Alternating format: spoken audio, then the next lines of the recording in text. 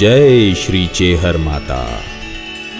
આજથી લગભગ આશરે 12 વર્ષ પહેલાં અમે સુરતમાં રહેવા માટે આવેલા।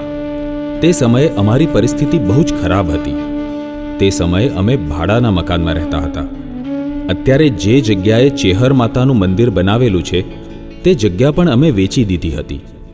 સુરતમાં પોતાના ધંધા પણ બહુ કરેલા, તેમાં પણ અમને સફળતા મળતી ન હતી અને બહુ મોટું નુકસાન કરેલું। એક સમય એવો પણ આવેલો કે અમારું સુરતમાં રહેવું મુશ્કેલ થઈ ગયેલું। તેવી પરિસ્થિતિમાં એક ભાઈએ અમને લગભગ 7 વર્ષ પહેલાં પાસોદરા ગામમાં ચેહર માતાના મંદિરે જવાનું કહેલું।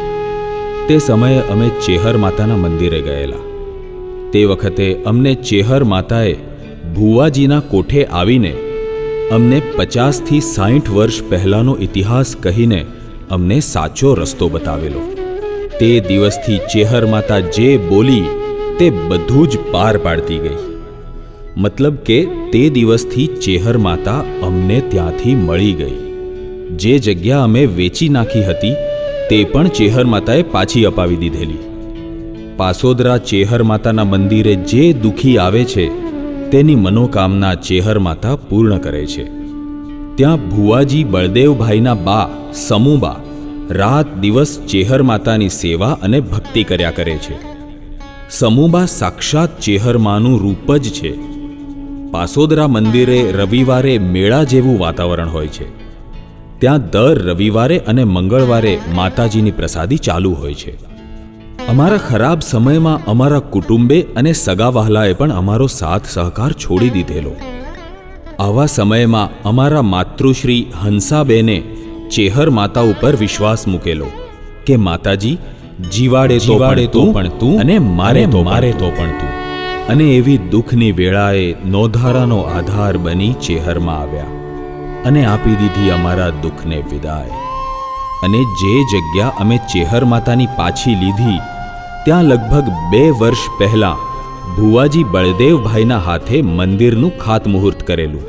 તે પછી અમારી પરિસ્થિતિ ધીમે ધીમે સુધરતી ગઈ। અમારા માતૃશ્રી હંસાબેન તથા અમારા ઘરના બધા જ સભ્યો ચેહર માતા ઉપર વિશ્વાસ લઈને બેઠેલા અને 2 વર્ષ ચેહર માતાએ અમારી ખૂબ પરીક્ષા પણ લીધેલી।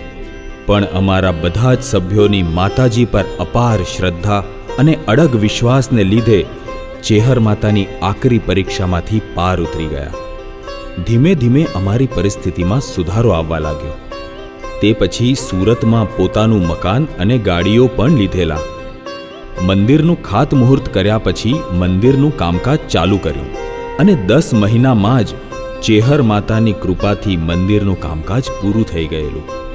તે પછી ઘરમાં શેર માટીની ખોટ હતી, તે પણ ચેહર માતાએ પૂરી કરી અને ઘરમાં કિલ્લોલ કરતા બાળકો પણ ચેહર માતાએ આશીર્વાદ રૂપે આપ્યા।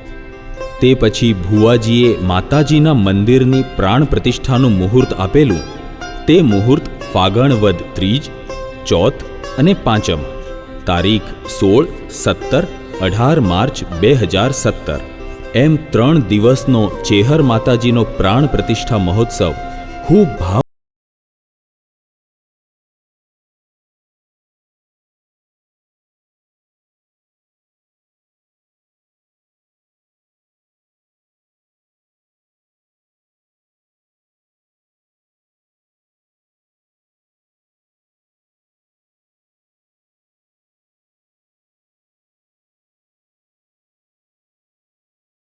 થી 70 ગામોમાં પ્રતિષ્ઠા મહોત્સવ નહીં ઉજવાયો હોય તેવો ચેહર માતાજીનો પ્રાણ પ્રતિષ્ઠા મહોત્સવ ભવ્યથી અતિ ભવ્ય ઉજવી ચેહર માતાજીનો ડંકો વગાડી દીધો। તે સમયે અમે ધારેલો નહીં તેના કરતાં પણ સવાયો ચેહર માતાનો પ્રાણ પ્રતિષ્ઠા મહોત્સવ ખૂબ ધામધૂમથી ઉજવાયો। પ્રાણ પ્રતિષ્ઠા મહોત્સવના 3જા દિવસે માતાજીની રમેલ હોય તે દિવસે અલ્પેશભાઈને બળદેવભાઈ ભુવાજીએ ચાંદલો કરીને ચેહર માતાજીના ભુવા બનાવેલા। તે 3 દિવસમાં અંદાજે 50,000થી વધારે માણસોએ પ્રસાદી લીધેલી। તે દિવસે ચેહર માતાએ કીધેલું કે તમારે દર પૂનમે નાથપુરા આવવાનું અને આવેલા ભાવિક ભક્તોને પ્રસાદી આપવી। તે દિવસથી અમે દર પૂનમે ભુવાજી ને અમે બધા જઈએ છીએ। ત્યાં આવેલા દુઃખી જીવોના ચેહર માતા દુઃખ દૂર કરીને તેમની મનોકામના પૂરી કરે છે.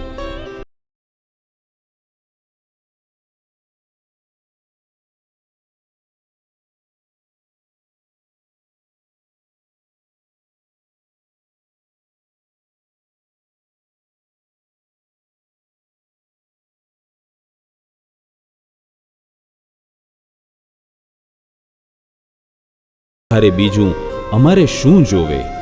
ચેહર કરે મહેર તો થાય લીલા લહેર, ચેહર કરે મહેર તો થાય લીલા લહેર. કુરિયા પરિવારના જય ચેહર માતાજી, જય ચેહર માતાજી, જય ચેહર માતાજી, જય ચેહર માતાજી.